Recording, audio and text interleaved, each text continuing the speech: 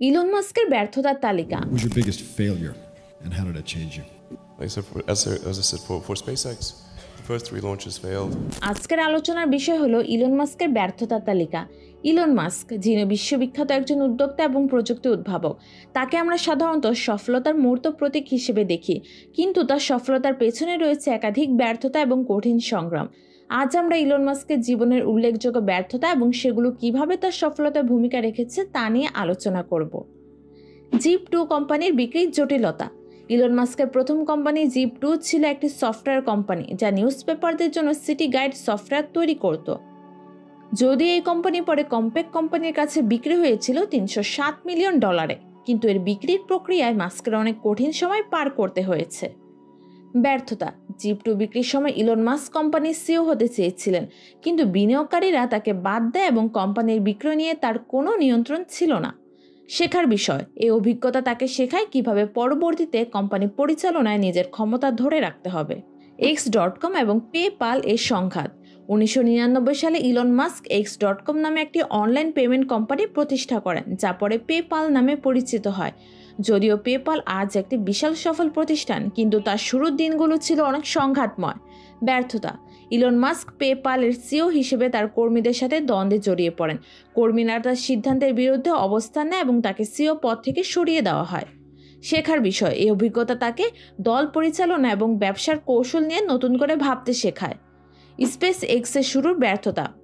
Elon মাস্কের মহাকাশ গবেষণা কোম্পানি স্পেস এক্স প্রতিষ্ঠার শুরুর দিনগুলো ছিল ভীষণ কঠিন। তারা প্রথম দিকে একাধিক রকেট উৎক্ষেপণে ব্যর্থ হয়েছিল, যা কোম্পানির জন্য ছিল বড় ধাক্কা। ব্যর্থতা। 2006, 2007 এবং 2008 সালে স্পেস এক্সের প্রথম 3টি রকেট উৎক্ষেপণে ব্যর্থ হয়, যা কোম্পানিকে প্রায় দেউলিয়া অবস্থায় নিয়ে যায়।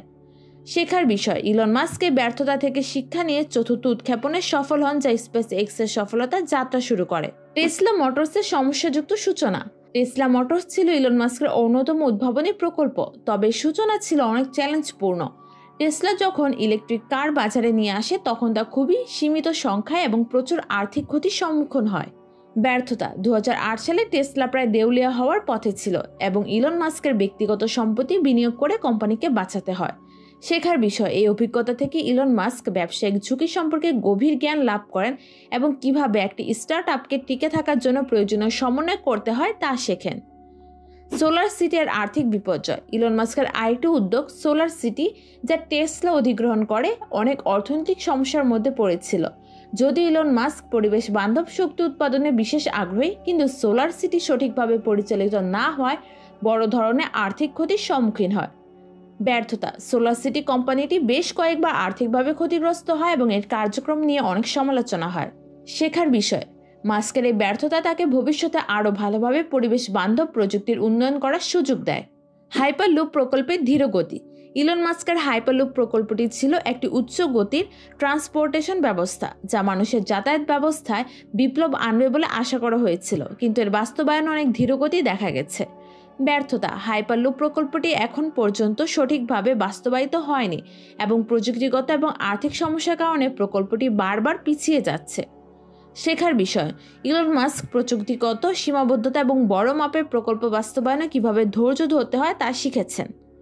ইলন মাস্কের জীবনের সফলতার পাশাপাশি অনেক ব্যর্থতা রয়েছে, তবে তার এসব ব্যর্থতা তাকে শেখার ক্ষমতা এবং অদম্য আত্মবিশ্বাসী তাকে সফলতার চূড়ায় নিয়ে গেছে। ব্যর্থতাকে যদি আমরা শিক্ষার মাধ্যম হিসেবে নিই তাহলে তা আমাদের সফল হতে সাহায্য করবে।